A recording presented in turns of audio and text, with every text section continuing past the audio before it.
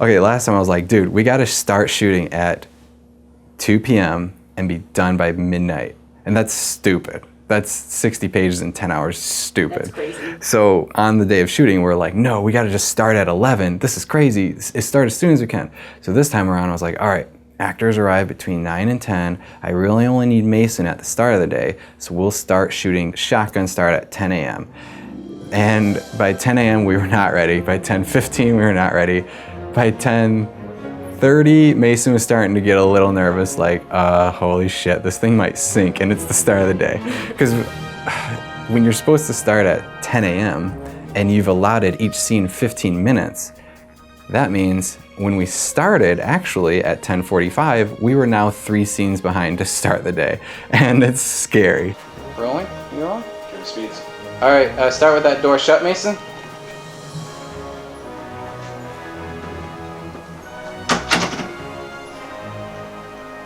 And 3, 2, 1. But luck was on our side because the opening of the film is like chaos. It's meant to be fast-paced and a little out of control, and the character of Mason is supposed to be sloppy and like catching up with life. So when we started shooting, it brought me right back to last time we shot when shit hit the fan and we were scared, like we're not gonna finish. So when we started this, we're 3 scenes behind and we're like, go, Mason, go. And it was like bang, bang, bang. We did his first couple scenes in like 6 minutes instead of 15. And I knew as the day was leading up, I told Tess, look, we're already starting behind. What you need to do, Tess, is just lie to us. I know every scene is between 15 and 30 minutes in length that I've like scheduled it out, but cut all those in half. And when we start the next scene, give us the 5-minute warning when it comes. So if it's a 15-minute scene, start us at 7.5 and yell at us so we only have 5 minutes left to go when it happens. And she's like, got it. And that proved to be the best thing we could have done. So, saying it, it's official, tonight's the night. Come over here. You needed to say... Okay, I got you. Opposed. Yep, like that. Guys, someone get the ring for sure. Okay, I got it. Mason, I want you to somehow changed actually modes. turn your head away from us. We don't want to see you. And 3, 2, 1. Come on.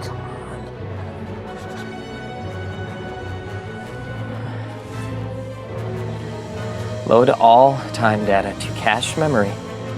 Grant, can you stand where he'll stand so I can see skin tone? 5 minutes? Yeah. Is this a whole separate scene? This is its own scene, yeah. Oh, thank God. Megan, you're gonna have to tell these guys what to look for. Tess, we need mail. Mail. I saw it in there, yeah. Tori, do you have your ring on? Tess, there's a pile of rings in there, bring them all. I'm gonna get the thing. Advice for Grant right now to get through the day, what would it be? Nothing's burning. I grabbed this. Should have a drink Thanks. right now. It's crazy, but after shooting like scene 2 and scene 3, and she's yelling, you've only got 3 minutes, I'm like fretting, like, holy shit, guys, we gotta turn it up, keep going, we can do this. And meanwhile, I didn't even realize we were playing catch up like at a great pace. That sounds like the most chaotic thing to ever happen. Yeah. How far are we behind? I gave us 40 minutes here to eat lunch. Yeah. And then we're right on schedule. So we actually are. We're on Even schedule. though we started, We're on schedule. We're on schedule, technically we are. How are we on schedule? I built in time for us. All right, fine, whatever. Stop talking. Let's keep going. Okay. Love the confidence. All right, in 3. So on day 1, during the middle of this blizzard snowstorm, we were trying to knock out 35 scenes and 61 pages in a day. This time, it was 48 pages and 23 scenes. So you think, well, that's going to be easier, but even that, you think the ratios, the numbers, it doesn't matter. The only way to accomplish it is to go like as fast as you can to start. think Let's just see what logically- happens. You want to just see what happens? Yeah, either way, you have to end in there with, and pull it out of like, no, this is, so maybe you keep one. It's like you know that I'm gonna do You that. sn- Yeah. Oh, this is. Yeah. And this is from this month. No, this is from this month. And in addition to that, 2 days before shooting, I was talking to Kate Wilson, an old friend who worked on my first film, and I was asking her about wardrobe options for our main character, and I kind of explained a little bit about what was going on, what the scenes were like, and she was like, "Oh, that sounds so cute." So in the beginning, they're like, you know, they're going through this divorce. So what? By the end, do you have like a flash forward where they like have a kid, or like do they have a family started? And I was like, well, Kate, that's a really good idea. And like, I'm like, we don't have that. We have the next best thing where you get the idea that they're gonna start their family and all is well. But now that you say that, my neighbor has 3 kids and they would be so gung-ho to do this and it'd be so fun to do this if my neighbor was like down for it, of course. So I hit up Tori, our lead actress, and Mason, lead actor, and I said, all right guys, I wrote 2 extra pages to add on to our day. I know we only got, it's 2 days before filming, but what if we tried? And their basic thing was like, this is already ambitious enough, whatever, just add it, like let's do it. And Tori was like, this sounds great, like I'm excited to do this. Confirm energy required to rewind 24 hours. From energy to Just energy. And you can kind of mockingly do it like a robot if you want. Confirm energy required to rewind 24 hours. In the midst of this time travel story where we go 7 years in the past and come 7 years back, we also go 4 years ahead to the future. And for the final scene, have like this great future thing too, which was never meant to be. And because like none of my crew even really read the script, like they kind of knew the gist. It's like, it's 110 pages. Are they really gonna read it all? They didn't even know that scene was added. So when we started shooting that scene, Tess was like, so where's this scene on the schedule? I'm like, oh yeah, we just added that. She's like, okay, how do you, what? I'm like, well, this 30-minute block here, that's what that's gonna be for. And she's like, okay, and who's in it? I'm like, these kids that are coming. You comfy? Yeah. Okay. Good. And yeah, go. We're gonna tickle her. We're gonna tickle her. You just wait. I know. Yeah, you're a good tickler. Leading up to that scene, this was interesting. Tina, our neighbor who was bringing the kids, she had a pool party or a birthday party that day with like a bunch of kids. And I had told her, we're gonna try. I don't even know. If it doesn't work, it doesn't work, and that's okay, but we're gonna try. And meanwhile, we're behind. We're 2 scenes behind, 3 scenes behind, and I'm like looking at the clock, and I get my phone out and got a missed text from her that's like, you know, just wondering if you guys are still down. And I text her at like 10:30, hey, I know it's 10:30 right now, but we just aren't ready for you. Like, I'm sorry, maybe in 20 or 30 minutes, but we just might have to cancel. And we do a couple more scenes. I come back to my phone and I'm like, well, now would be like basically the time we could do it, but I think it's too late. And I look at my phone and she texts, we can hold out. We're ready for you. The kids have been practicing. And I'm like, oh man, all right, we got to do this. And I'm like, Mason, just go change. And he's like, okay. And like, we get Tori changed and the kids come over and they're just like climbing all over Mason like a jungle gym. You ready? Yeah. Good. Me too. Oh, got a burp there. Nice. I can't burp. I don't know how. I can. I know, I heard that. You're lucky. I can't. I don't burp. I can't burp. Didn't know why burping me. Yeah. Oh, do I have groceries or something? Oh yeah. Hey Lam, any Target bag in there, throw anything in it, Yep. and bring it to Mason. 2, 1, go!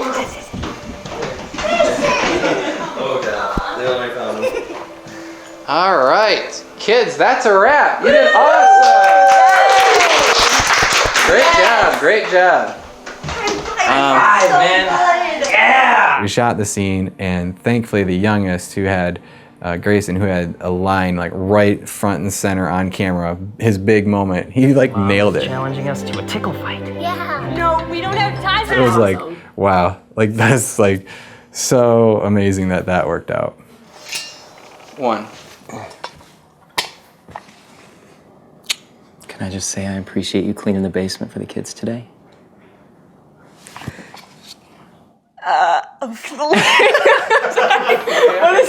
Let me warn you, it was a day of variables that could have derailed us, where I knew as we were filming, I'm like, oh, this scene's coming up. This is gonna be a little crazy. I don't know if this is gonna work. We just gotta make it up, not screw around with it all day, but we have to try in 10 minutes and go. And one of those things was having kids. So bringing children on to act, it's usually so hit or miss. If a kid is unfortunately having a bad day, you will get nothing good or usable, and you might as well just cut the whole scene. So adding a whole futuristic scene, 2 more pages, and children acting into the film without really telling anyone was ambitious. We're disconnected. What happened? Yeah, she has photos.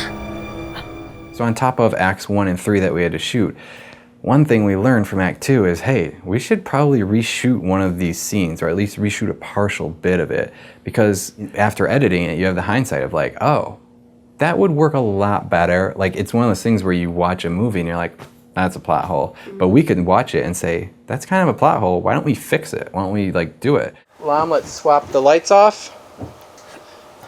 Steve, you got a phone? No. Mason, you got a phone?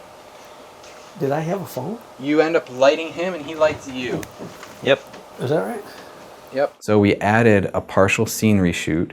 In addition to that, on our day, we also had to do 31 extra pickup shots, which is a lot. Like, hey, Mason, go up to this room, pull open the sock drawer, open the ring box. We gotta have the ring box, we gotta have the ring, all these things. That's just one shot. And then it's like, get the photos back, get the drawer, get the phone, like all these items. Throughout the day, we gotta fit those in. And in addition to that, we had ADR, which is like dialogue re-recording. We had to pick up a bunch of that with like 6 different actors. Because we thought we might not ever get these actors back, so best time to do it would be in the middle of shooting a crazy movie, like just in a separate room or something. And then last, two last things added to the day was I wanted to get documentary interviews as much as I could, and we accomplished those. And the last thing was I wanted to do a poster photo shoot, which sounds like, why would you tag that on to the whole day? But in reality, you can get a pretty darn good looking product in a short amount of time if you kind of game plan it before. And all you need is a couple photos and then pick the best one. So we had a big, ambitious day ahead of us, but I felt very, very cool and calm about it all this time around. So in what I would call a midlife crisis epiphany one night, I woke up and realized the opening of our movie shouldn't be boring. It should be fun. So I decided, why don't we shoot a scene in which he goes around the house, and as he's going through room to room, we see all these great examples of how he's neglectful and that he's totally not even looking at it, but we are. And so that involved throwing all of this like dirty laundry by the washing machine. B, put like a pack of toilet paper in the bathroom. C, show all the dirty dishes like all over the kitchen. D, he goes to the garage and it's just a mess and he's tripping over stuff, like all these things to make him look neglectful and a slob. But what that meant for us is I had to dirty up the whole house and that stinks. And I had to do it fast because we had to shoot and we were already behind. So I was like, okay, you 3 crew members, come with me. And I like race up the stairs to my bedroom. I'm like, these 3 drawers, it's all of my crap, take it all out. We're going to the washing machine. And meanwhile, Dimitri, our camera guy, he's so awesome. He ran all the way up the stairs with me thinking, are we shooting something up here? I'm like, no, back down. He's like, oh, so he's like lugging his stuff down. And then I'm like, all right, someone get the toilet paper out of the computer room. Throw half the rolls out, hurry. And then I'm like, get this garage. We just need it to be a little bit messy. It doesn't have to be horrible because I don't want to clean everything, but just something that we can shoot. And then the dishes was like, we needed to get like every cup, everything out and like set it all as much as we could and mix it up and vary it up and mix it around with his papers and notes, because I had to like spend like 2 weeks just writing page by page all his stupid scientific notes. And on top of that was the crowning achievement, the waterfall that needed to happen. Sheila, Lom, and Sam. You have your wedding ring on? Nope. Actually, that's not good at all. Here you go. It's already sweating. Sorry. We gotta. No. He's going to. The scene is he comes and starts filling a glass of water. Let's use a plastic cup. But we need to make a little Rube Goldberg thing so when it overflows, water comes and drips there. I do not want you guys to make a mess right now, but we gotta get to a point where it'll it work. can, yeah. Okay. So if that means like we use a different bowl, let me get 2 bowls here. It was one of those things where, all right, good luck guys, we'll be back to shoot this scene. You've got 3 minutes, go, make a waterfall. And don't like make a mess. And we came back and they did it and it was awesome. And it did leak over and it started to fall down. And then we shot it in a way where we put towels under like the floor mat. So it was like, it turned out great. But it could have been like, it could have took 20 minutes or 30 minutes just to set up. And thankfully they did it in like 3 minutes. We only have one chance. We need it smoking when it comes out. Mason, come on over here. Yeah. Be very effing careful. I don't want you to get hurt.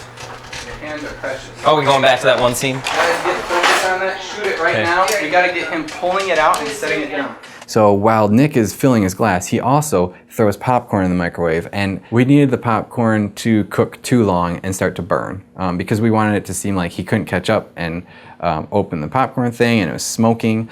And I had watched on YouTube, okay, how do you make a popcorn bag smoke in your microwave, and what happens if you do? Is this thing gonna light on fire and ruin the microwave? Is it gonna smell like smoke forever? And there was no smoke at all. It just kind of like singed and it was like lame. Others, the thing just went like poof into a ball of flame and they like ripped it open and had to like take every precaution. So I was like, all right, Mason, we gotta do this. So all 3 cameras point at that microwave. Everyone just shoot, because we only have one chance and it's gonna be, I know, but if you're gonna arc Mason, back, if that thing starts, It'll shoot. I don't want to burn our effing microwave. It's a nice one. You wrote this. Alright, ready? I kind of want it to smoke if you can sense the smoke. Okay. If we could go literal, it'd be amazing. Boom! It's gonna. Either way, when you do it, you have to race up and, you know. Okay. But if it lights on fire, it's like, we gotta go fucking fast. As long as it's smoking, that's good enough. Like, we can play it safe. You'll just back up 2 steps and then launch right back in. Smoking. Okay. Go for it.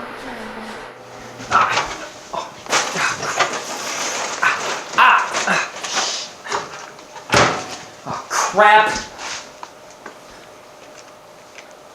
It worked! Okay, that was awesome. Okay, now we're doing. In addition to all this stuff, when Nick is running through this house, he opens up the refrigerator and we wanted to show that he has no food in it.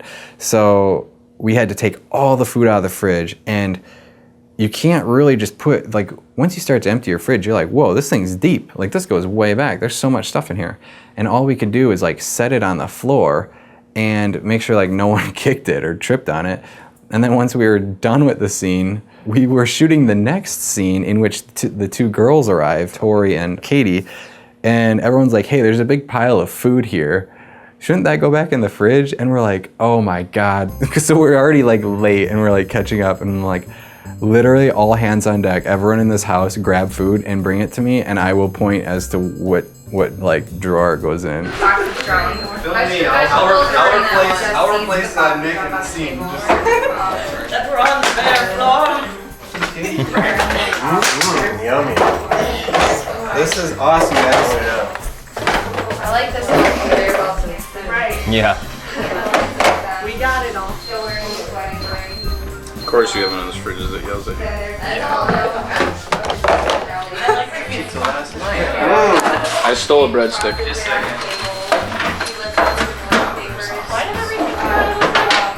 Because it had to look empty. Where's the 1 for 1 shower? Where's the calendar? Right over here. Whole fridge. Like, we literally refilled the whole fridge in like 2 minutes, and we're like, all right, back to shooting. And so we jumped into the Katie and Tori scene, and there's no time to rehearse this. And I think Katie and Tori were like, so, okay, we're gonna do a walkthrough, right? And I'm like, yes. And they're like, okay, so this is just the rehearsal, just the walkthrough. And I'm like, no, this is not, no, we're shooting the walkthrough. This is the walkthrough and we're shooting it. It's like happening. And if you guys screw up, it's okay. You have my permission. I just need you to get through it and we gotta see what's working and what's not working. And so that became sort of a consistent thing that we learned. Like, it's better to shoot a scene once and figure out what was working and what came out naturally and sort of work these scenes out or like walk them out live and then do alternate takes. Because what you can't do in shooting like this is turn all cameras off, turn all audio off, and do a whole scene that's 4 minutes long and not get a single shot out of it. It's just wasteful. You guys get Katie from that angle. Roll both just because we can. In 3, 2, 1. Love what you're doing with the place. Another huge variable that I didn't know how it would work was we had 2 pocket watches and we knew one of them would have to get smashed and we'd keep the other one for later on in the movie because it makes a reappearance all fixed up and stuff. But I obviously didn't test smashing these watches and I didn't want to like damage our table or anything, but I knew Tori had to grab a hammer, lift it high, and smash this thing. So it was pretty intense. And we put down like cutting boards and like things underneath the cutting boards, like all these things to protect the table. But I didn't even know, this is just like a pocket watch off Amazon. I didn't know if it was just gonna like, you slam it and all it does is just crumple in like ding. Cause we wanted it to be completely like baroque, demolished, like cool. And so what ended up happening was we did the scene up until she had to smash. I'm like, don't smash. Hold up. Crazy ass. And then we're like, all right, everyone reposition, get all cameras ready, get close-ups on the watch. And smash. Go for it, Tori. And nothing happened. Well, I mean, just keep hitting if you mess up. Just, yeah, let's do it again. Reset. Yeah. You gotta hit it. I will hit it. No, If you miss, keep hitting. Mason. 3, 2, 1. You know what? I'll do it.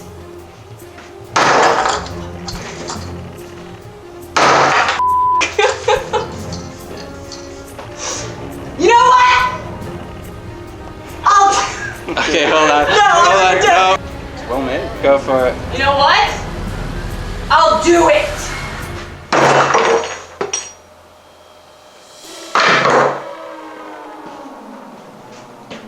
There's nothing left for me here. Cut. Okay. You need the tape. Okay. Another big thing that we had to get over was Jordan and Becky were in Chicago, and we specifically had a scene where in Act 1, Becky calls and tells them about some shit going down on a video chat. And then in Act 3, she does the same thing. So, except this time, she's with her newfound boyfriend, Jordan. And so what we had was Jordan drive to her apartment, they used their Wi-Fi, they hooked up, they were ready on their phones to video chat. And unfortunately, they were a little bit behind, so we're like, okay, we gotta make a decision. Let's go shoot something else until they're ready. And then they texted us in the middle of shooting something else, hey, we're ready, what's going on? And so then we're like, okay, we're almost done, we'll be back. We come back and we're like, all right, now we're ready to shoot. Are you guys ready? And then they weren't picking up and we're like, oh my God, they're like, I don't know, 600 miles away. And we're like, we can do this. It's just a simple video chat. Like, I know this will work. Yeah, she needs to call you. I'm an idiot. I'm sorry. Like, you're absolutely right. I'll just. I'm an idiot. I'm an idiot. Call. Have Becky call her. Duh. Him. I mean him. No. We're literally losing sunlight and time. They just texted me. Tell him to accept her friend did. request. I just said he did. We're friends. Okay. There's also pretty bad reception down here. I have your Wi-Fi though. Wi-Fi's not like horrible. Yeah. I guess Other than everyone that, turn it your really is Wi-Fi bad. off right now, just so you're not heating it up. It is kind of shitty, We're sitting there waiting, and finally, Oh, there she. but okay. 3, 2, 1.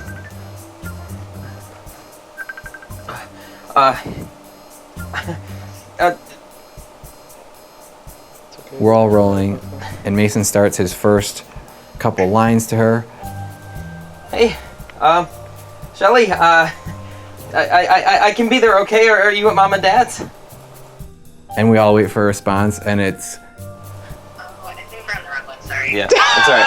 Yeah. Yeah. Let's try it again. so after all of that, we finally get ready, and she was in the wrong wardrobe, in the wrong lighting, in the wrong hair, and we're like, okay, we got to reroute, and that became a sort of chaos moment. Shit. Okay, we're gonna do the dark. Oh yeah. How long no, we're will doing it the second take? one, How yeah. long will it take to reset or to get? Can you? Is Jordan? Are you in the room where Jordan will be? Like. Okay, Mason, come on over here. Alright, We're well, gonna do this scene in here. They have to re-mic me entirely. Like. It's gonna screw everything up. So, Okay. Yeah, I mean, I don't know, because then, yeah. Changing wardrobe means pulling the mic out, re-micing with tape, all this crap. So we're like, shit, we can't do that. And we're like, all right, Becky, the only thing we can do is you and Jordan have to be ready in 60 seconds. Like, change your wardrobe, fly, and we'll call you in 60, and we're gonna shoot like 6 pickup shots in the meantime. And that's what we did. And in the end, it did work out, but it was such a moment where we kind of bounced off track, and we had to make that time up later. The timeline changed. Cut. I love that scene, man. You can tell them they did great. So while we were waiting for this phone call scene to take place, I had a chat with Kevin where I was like, all right, look, we could push back the Chicago phone video chat, and instead we could shoot Katie and Tori out in a car for their scene. It's very short, it's 2 pages. All they're doing is just sitting in a car talking, and then they back out of the driveway. Should be easy, no cameras even have to move. And what I was worried about was the sun going down, because once you lose the sun, you can't do the scene. And Kevin's like, I think we can pull it off. I'm like, okay, I trust you.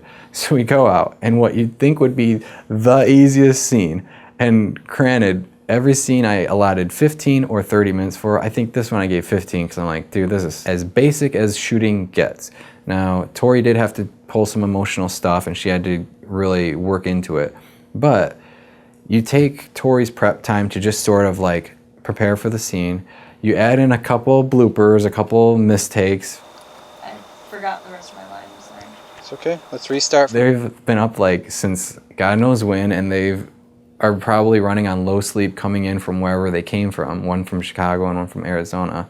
And so they're giddy, and they like want to joke and live up the bloopers because it's fun. And I'm like, that's fun, that's fine, like, but we have to like get this scene. And I wanted at least like 2 pretty darn good takes, at least one where he felt solid.